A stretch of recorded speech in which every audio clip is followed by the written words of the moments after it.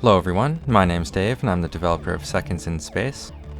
In this video I want to show you some of the changes that I've made for the 0.12.0 Getting Closer update that I just released a few days ago. So to start, I've added a new ability that I've decided to call the EMP Bolt. It works very similar to the purple bolt, but instead it launches blue projectiles in random directions. Well, technically semi-random because there are some constraints on all the projectiles in terms of how they launch, so they don't hit ships too often or too infrequently. However, they have the same effect as all the other EMP projectiles, where if one of your ships gets hit, it will be disabled so that it can't move or attack for a period of time. I've added two variations. One is activated by damage, and the other by a timer.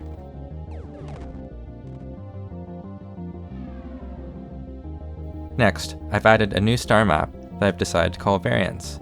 The reason is some of the possible exit points are very close to the start point, and the others are very far away. So if you're not familiar with the game, how it works is that you're trying to get from start point, or in the case of this map, start point, since there's only one, which happens to be located here, and you're trying to get from there all the way to the exit. The catch is that you don't actually know where the exit is, because it's located at one of the many possible exit points.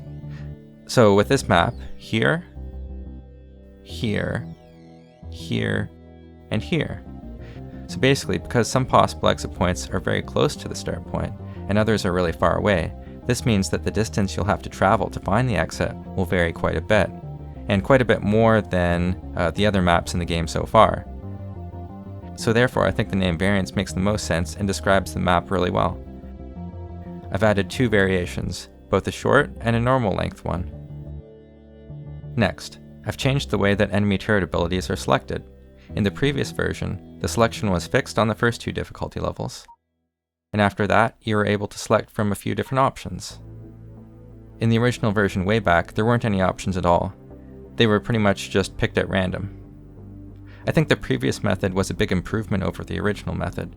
However, it relied on you, the player, changing the options manually, but it wasn't really set up in the most intuitive way. So what I've done is I've made some changes to what abilities are selected when, and the process is now completely automatic. The first map forces the beginner 1 difficulty level, because technically it's more of a tutorial, and it just wouldn't really work properly if it was on a harder difficulty level. After that map, you can select any difficulty level that you want. The second, third, and fourth maps continuously change the enemy turret ability variations to progressively get you into the game. Any map after that picks a few abilities at random from the entire list for each playthrough. So unlike before where you just play against all the abilities after one or two maps and potentially feel like you've won the game, even though the abilities are massively replayable and you can constantly play against the same ones, it'll be a bit of a different experience. Now this gives even more reason to play over and over again without it getting stale, and it encourages you to continuously improve your skill, so this further increases the replayability of the game. Next, I've added a few new background colors to the game to make it look a bit nicer and kind of improve the atmosphere. So the colors I've added are a yellow, white, dark blue, dark red, and dark purple.